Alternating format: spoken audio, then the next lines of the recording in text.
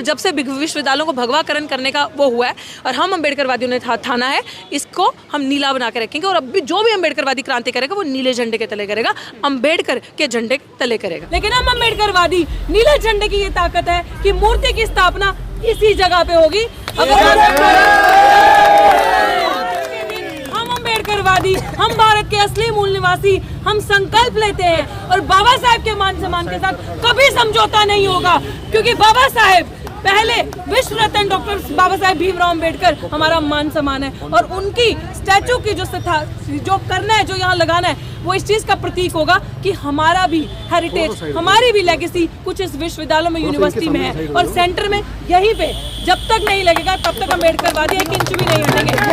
जय भीम, जय भीम, जय भीम, जय जय जय जय जय भीम, जय भीम, जय भीम, जय सावित्री, जय भीम, जय भीम, जय भीम, जय मंडल, जय भीम, जय भीम। आज 6 दिसंबर बाबा साहेब का महापरिनिर्वाण दिवस हर एक उस व्यक्ति के लिए उतना महत्वपूर्ण है जो बाबा साहेब को मानते हैं, जो उनके विचारों को समझते हैं, जो उनके योगदान को जानते हैं। हर लोग अपने तरीके से, अपनी समझ से इस दिन को मनाने की कोशिश कर रहे हैं, सेलिब्रेट कर रहे हैं। एक तरफ जहां बाबा साहेब के विचार हैं, जहां उन्होंने हर वर्ग के लिए इतना काम किया है, दूसरी तरफ आज हम दिल्ली के विश्वविद्यालय में मौजूद हैं, गेट नंबर 4 पर, जहाँ डॉक्टर ऋतु के धरने को पूरे 100 दिन हो चुके हैं। कल 100 दिन हो गए थे, आज 101 दिन उनके धरने को पूरा हो गए हैं और वो भी आज बाबा साहेब का महापरिनिर्वाण दिवस मना रहे हैं। इधर आप देख सकते हैं इतनी बड़ी प्रतिमा बाबा साहेब की लगा रखी है और ये सब जो डॉक्टर ऋतु के साथ हैं, जो उनकी न्याय की लड़ाई में साथ हैं, वो सब लोग यहाँ आज इकट्ठा हुए हैं।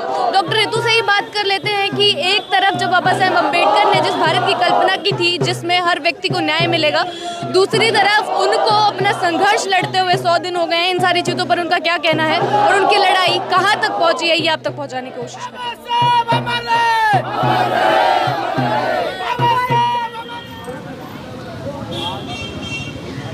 आज बाबा साहेब का महापरिनिर्वाण दिवस दिल्ली विश्वविद्यालय के बाहर डॉक्टर ऋतु सिंह ने मनाया है और ये भी हमने आपको साथ में बताया कि इनके धरने को भी 100 दिन पूरे हो गए हैं। आज 101वां दिन पूरा हो चुका है। इन्हीं से जान लेते हैं कि जो संघर्ष की कहानी रही है, बार बार जितनी बार हमने इसका इंटरव्यू लिया है, इनसे बातचीत की है, बार बार इन्होंने बाबा साहब का जिक्र किया, संविधान का जिक्र किया और आज भी उसी पर अड़िग है।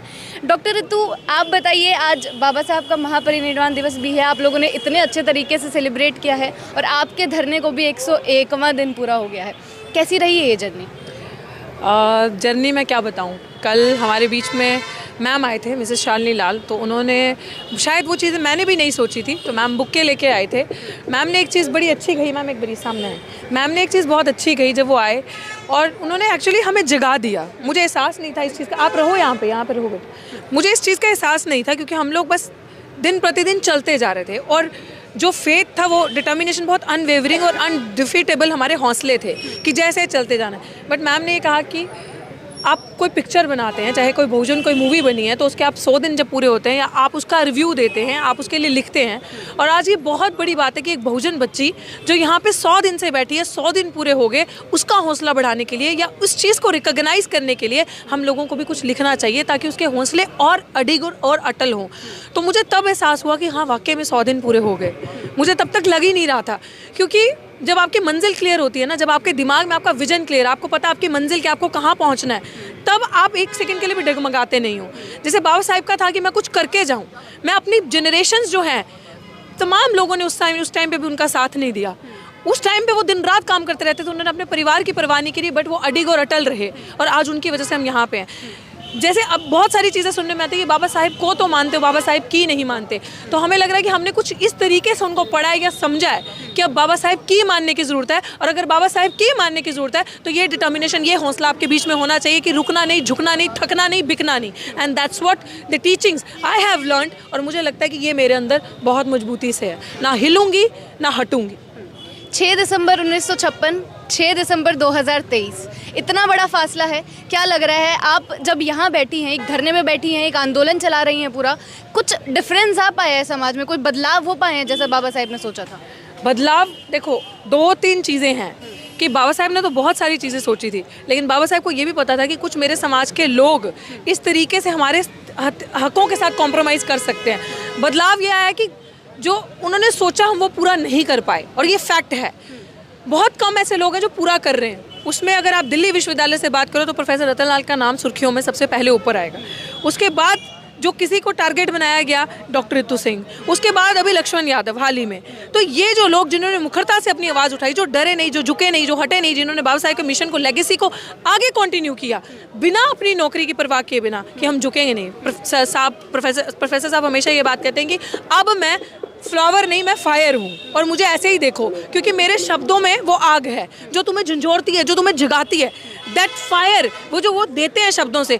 और मैं एक स्टूडेंट, मैं आपको बताती हूँ कि जब बाबा साहेब को पढ़ते हो ना, आपके रोंगटे खड़े होते हैं। और वही जब हम प्रोफेसर साहब को सुनते थे, मैं रतनलाल सर की क्यों बात कर रही हूँ, क्योंकि हम स्टूडेंट थे उनके, और हमने उनको सुना। इवन कि जब लक्ष्मण यादव भी पढ़ाते थे तो मैं तब भी स्टूडेंट थी, तो हमने उनको देखा कि यार ये क्या है, ऐसा कैसे बोल सकते हैं, और ये चीज़ें भी हैं। और वो चीज़ें सीखते सीखते आज मेरे मुंह में वो जुबान आई, वो चीज़ें आई जो बाबा साहेब करते थे, जो उन लोगों ने किया, उस चीज़ में मैं खड़ी हूँ। लेकिन दुर्भाग्य हमारा ये है कि कुछ लोग जिन्होंने समाज को बेचा, जिन्होंने बाबा साहेब के लिए और रिजर्वेशन का गलत इस्तेमाल करके सत्ता में बैठे और अपना ज़मीर बेचा।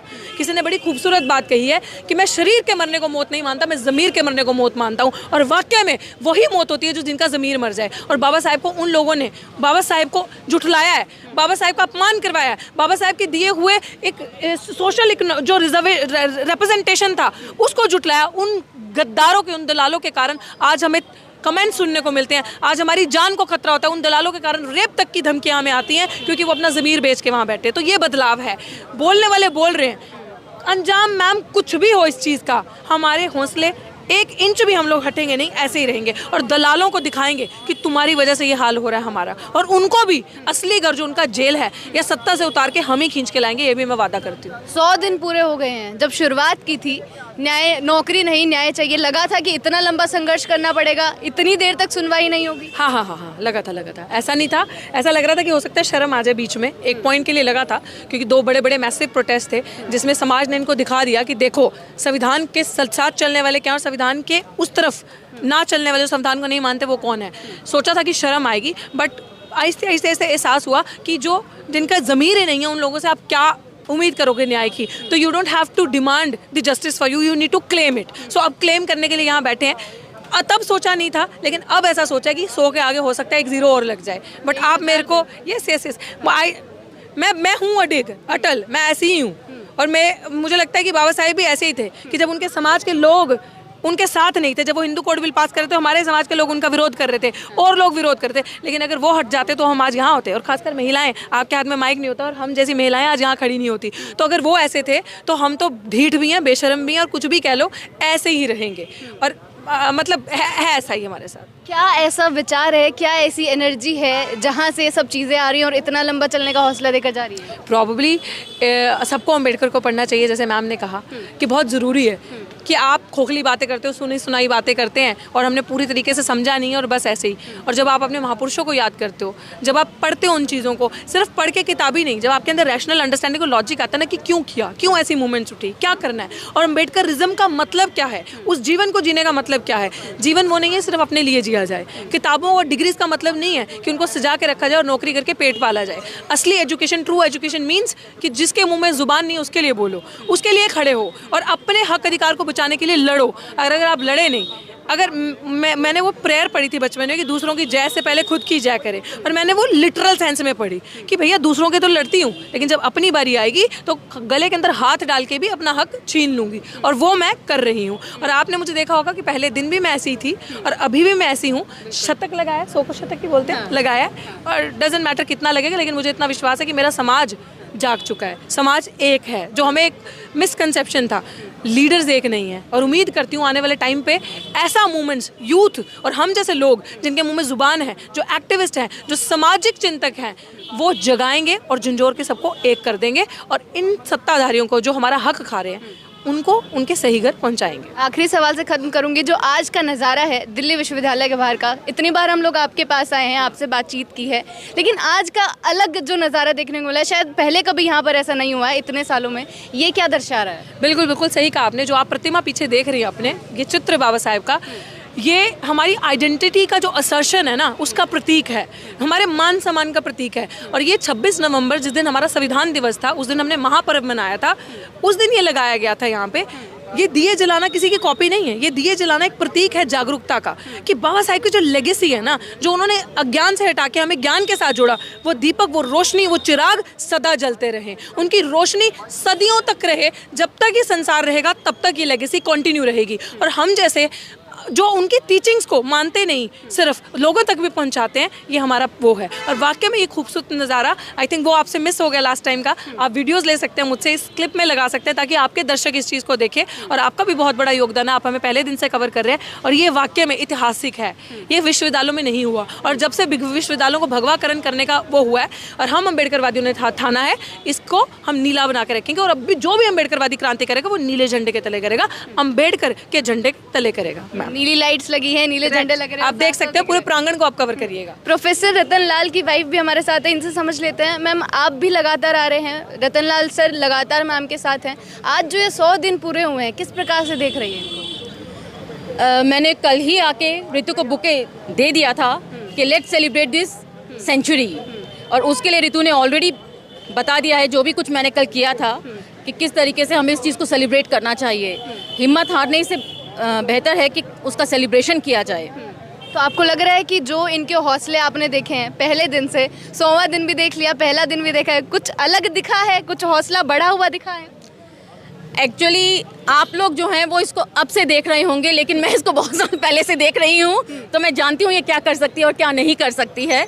इसलिए मैं उस चीज़ को सेलिब्रेट करने आई थी कि किसी भी तरीके से हौसला टूटना नहीं चाहिए, ना इसका टूटा है, और मुझे नहीं लगता कि ये कभी हारेगी भी। चलिए, बहुत बहुत शुक्रिया आपका। यही जानने की हमारी कोशिश थी कि जिस प्रकार से ये आंदोलन एक खड़ा हो चुका है, लगातार हम लोग भी कवर कर रहे हैं, और बाबा साहेब के महापरिनिर्वाण दिवस पर ऐसी तस्वीरें सामने आ रही हैं। एक चीज़ मैं और जोड़ना चाहती हूँ, आपने एक सवाल पूछा था बदलाव, बाबा साहब के 1956 से लेकर अब तक क्या बदलाव आए हैं। बदलाव देखिए सबसे स्थायी भाव है, किसी भी प्रकृति का बदलना तय होता है, लेकिन यही बदलाव रिवर्स में भी जा सकता है। जो अधिकार बाबा साहब ने लड़ झगड़ के आप लोगों को दिलवाए हैं ना, वो आपसे छीने भी जा सकते हैं। अगर मतलब बदलाव आना अगर स्थायी भाव है, तो ये दोनों तरीके से हो सकता है, पॉजिटिव भी और नेगेटिव भी।